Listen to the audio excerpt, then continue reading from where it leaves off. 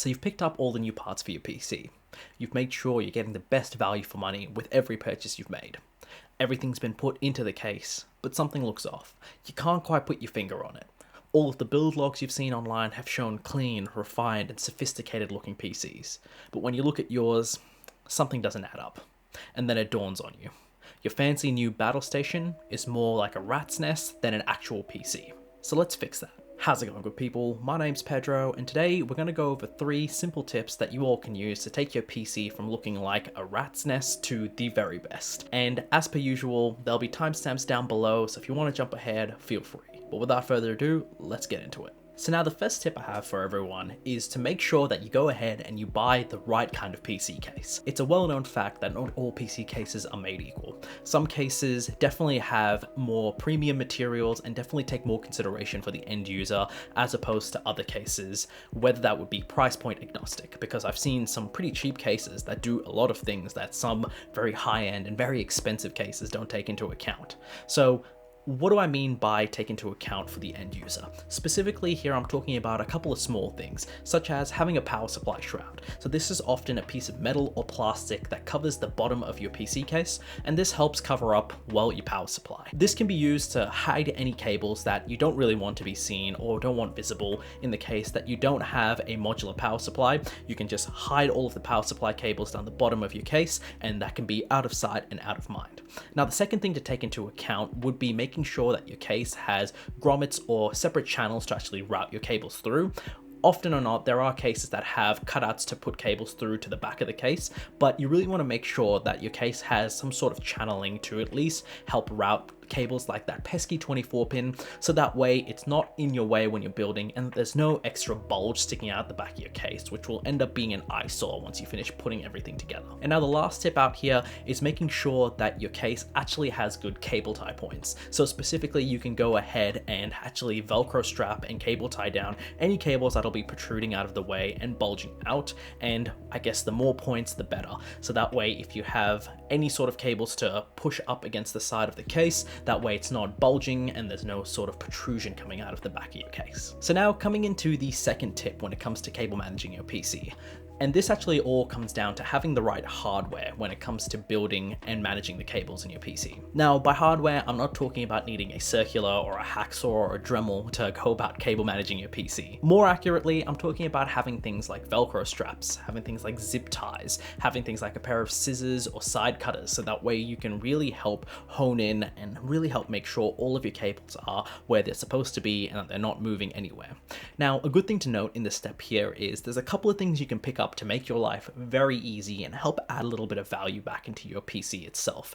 By this, I'm talking about having things like a modular power supply if your budget can afford it. Specifically, when I talk about having a modular power supply, this is a power supply where you can go about and actually remove any of the unneeded cables from the power supply itself. This really helps clean up the PC a little bit, and that way you don't even need to have any extra cable runs coming out of the power supply that's not needed.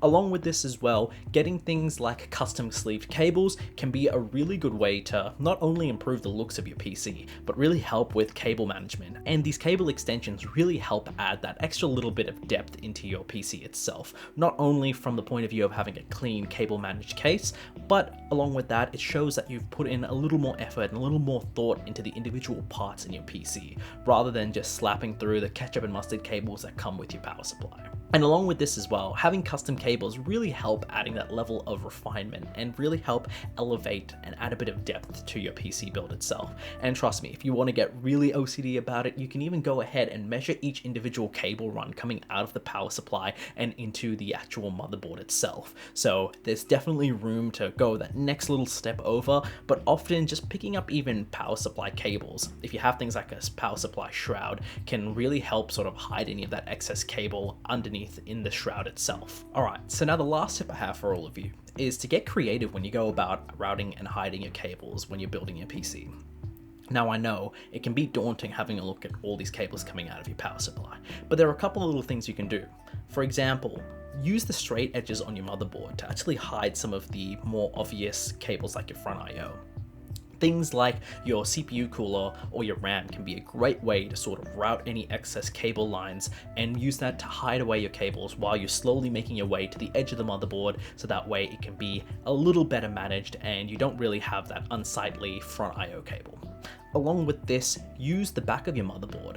If you have a cable run that would be overhanging the front of your case, try and hide it behind your motherboard. Sure, you might have to unscrew it first and actually run the cable behind, but if you take the time and the patience and you really pay a little bit of attention to your case itself, you can really get those cables to be nice, flat, and comfortable without your motherboard flexing at all. And along with this as well, don't be afraid to hide multiple cables behind larger cable runs like your 24-pin. This can really help clean up the look of all the cables in your PC, where you can really have a single run which hides 4 to 5 other cables behind it. Now, an extra tip for all of you looking to really level up your cable management game. Take the extra time to go ahead and rebuild your PC. The first time you go through, you're more worried about making sure the PC actually works in the first place, rather than thinking about things like cable management or, ooh, are these runs gonna look really obvious? After you go ahead and build your PC for the first time, take a step back and undo everything. Take out your motherboard, undo your power supply, and put everything back in. But this time, keep cable management in the forefront. You already know your PC works, so you don't have that stress in front of you. In fact, just focus on getting everything perfect and making sure every run is accounted for. Alright, so now with all this said and done, let's take all of the tips we've just covered to see if we can cable manage this PC here and take it from 0 to hero. Now, obviously, each case will be a little bit different, but with a little bit of time and a little bit of effort, you can really help get the cable management sorted on your case.